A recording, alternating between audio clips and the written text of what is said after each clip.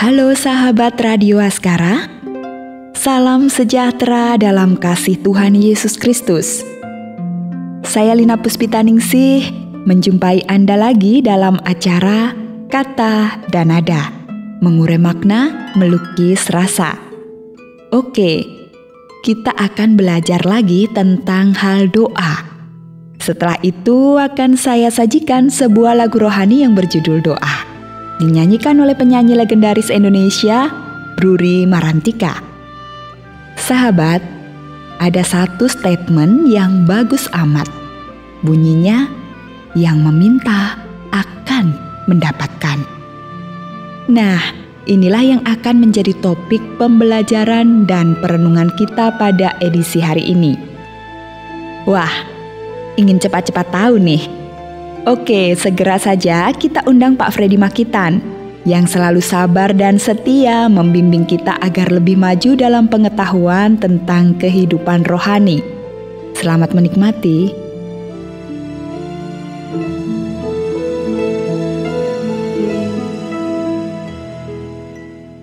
Saudaraku, sebelumnya saya menganjurkan Anda untuk nantinya membaca sendiri Alkitab Anda, khususnya pada Injil Matius pasal 7 ayat 7-11 dan Lukas pasal 11 ayat 5-13. Dengan demikian Anda akan lebih memahami konteks dari apa yang akan saya sampaikan sebagai bahan perenungan berikut ini. Oke, kita barangkali telah menyadari bahwa konten doa-doa seorang anak manusia kepada Tuhannya, kontennya ya, mungkin, sekali lagi mungkin, itu lebih banyak bersifat meminta ketimbang bersyukur dan menyembah atau memuliakan Tuhan. Atau bisa dikatakan lebih banyak menekankan soal meminta, soal memohon. Dan hampir saja definisi doa itu sudah cukuplah dengan satu kata saja, yaitu meminta atau memohon. Kenapa? Ya, mungkin saja karena anak-anak manusia atau para pengikut Yesus selalu bermasalah. Kecil maupun besar, sepele maupun serius. Dan manusia hampir selalu punya keinginan dan kebutuhan yang baginya mendesak, baik yang bersifat jasmania maupun yang bersifat rohania. Kalau memang begitu, tak heranlah kalau manusia itu selalu meminta apa saja yang diperlukannya dari Tuhan. Manusia meminta dengan keyakinan tidak ada yang tidak sanggup diberikan oleh Tuhan. Begitulah. Nah, coba kita perhatikan apa kata Tuhan Yesus berikut ini. Adakah seseorang daripadamu yang memberi batu kepada anaknya jika ia meminta roti? Atau memberi ular jika ia meminta ikan? Jadi jika kamu yang jahat tahu memberi pemberian yang baik kepada anak-anakmu, apalagi Bapamu yang di surga, Ia akan memberikan yang baik kepada mereka yang meminta kepadanya. Demikianlah yang dikatakan Yesus. Ini bisa kita baca dalam kitab Injil Matius pasal 7 ayat 9-11. Kalau begitu, apakah setiap permintaan manusia akan diberikan Tuhan, dijawab Tuhan? Dalam kenyataan, sepertinya tidak semua. Jikalau kita lihat dalam pengalaman hidup orang-orang beriman yang banyak ini, nah, disinilah ada sesuatu yang menjadi persoalan yang perlu dipahami. Pada pandangan Yesus, ada hal yang sangat penting dalam setiap doa permintaan yang dinaikkan kepada Allah Bapa. Namun seringkali para pendoa tidak menyadarinya. Manusia hanya berfokus pada apa yang dia minta. Sedangkan Tuhan memperhatikan bukan saja pada apa yang diminta anak-anaknya atau hamba-hambanya pada saat itu, tetapi juga mengapa dan untuk apa hal-hal yang dimintakan itu. Dengan kata lain, Yang perlu disoroti adalah apa sesungguhnya motivasi dari sebuah doa yang dinaikkan kepada Allah Bapa. Karena hati Allah sebagai Bapa yang Maha Kasih, yang jauh melebihi hati para bapa duniawi inilah, maka Sang Bapa cermat memperhatikan apa saja yang dimintakan anak-anaknya. Apakah permintaannya adalah kebutuhan yang sesungguhnya? Jangan-jangan cuma keinginan manusiawi semata-mata. Jangan-jangan motif doa ini penuh egoisme dan padat egosentrisme. Bahkan, who knows, siapa tahu ada keserakahan berbalut kebaikan dan ucapan yang manis. Dan jangan-jangan pula ada permintaan yang nampaknya rohani, namun terselip niat mencelakakan orang lain. Allah Bapa yang kudus dan kasih itu tentu tidak akan memberikan kepada anak-anaknya apa yang tidak baik dan bertentangan dengan kebenaran atau bertentangan dengan kebaikan pada pandangan Sang Bapa sendiri. Coba perhatikan lagi kata-kata Tuhan Yesus berikut ini. Ia, maksudnya Bapa di surga. Ia akan memberikan yang baik kepada mereka yang meminta kepadanya. Bapa yang Maha Kuasa dan Maha Kasih tidak akan memberikan batu, dalam tanda kutip, kepada anak-anaknya kalau yang dimintakan adalah roti. Atau memberikan ular, dalam tanda kutip, kepada anak-anaknya kalau yang dimintakan adalah ikan.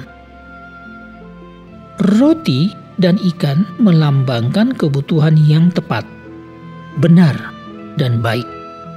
Juga berguna bagi kepentingan si pendoa maupun kepentingan orang-orang lain. Nah, dipahami atau tidak, disadari atau tidak, setuju atau tidak, kalau yang dimintakan anak-anaknya itu adalah, dalam tanda kutip, batu dan ular sebagai motivasi dan tujuan tersembunyi atau karena kebodohan manusiawi, maka sudah tentu Sang Bapa tidak akan memberikannya.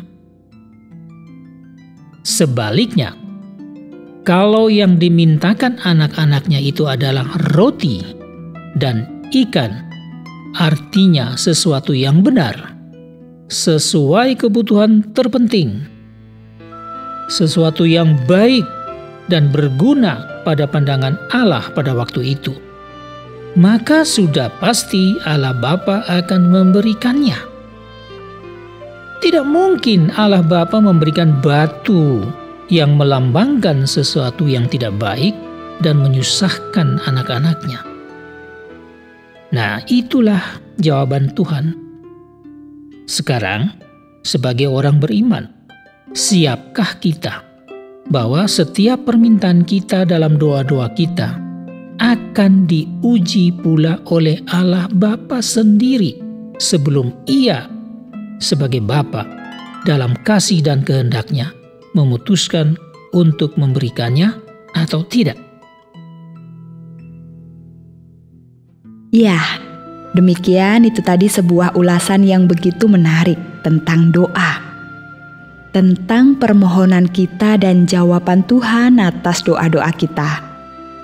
Bersyukurlah, bertambah lagi satu pengertian baru sebagai bekal dalam perjalanan rohani kita yang masih panjang ini.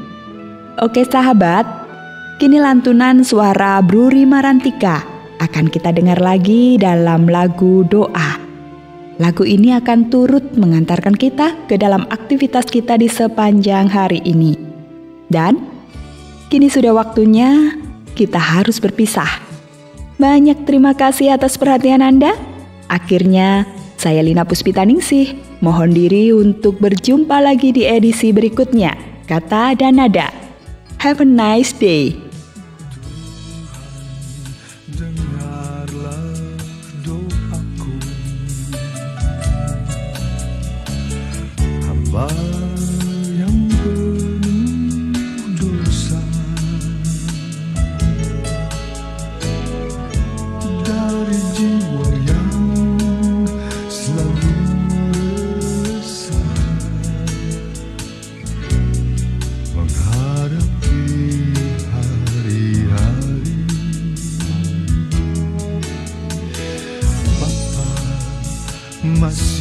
jauhkan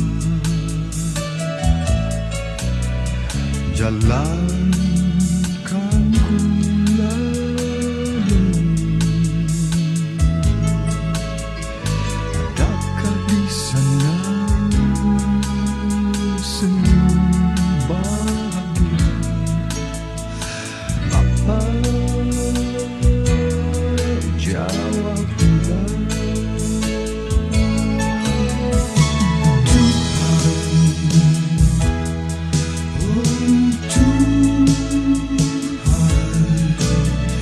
Berikanlah kekuatan,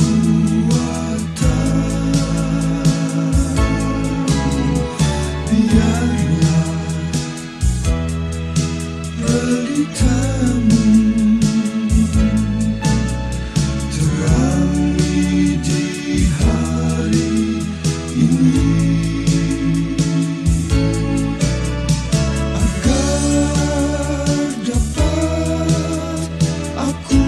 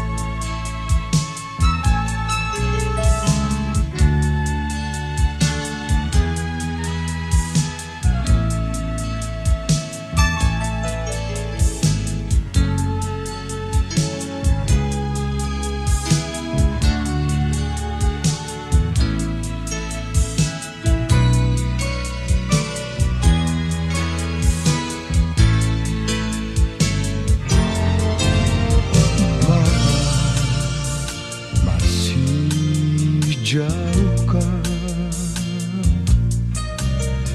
jalan kan ku susuri. Adakah di sana senyum bahagia? Bapa, jawablah.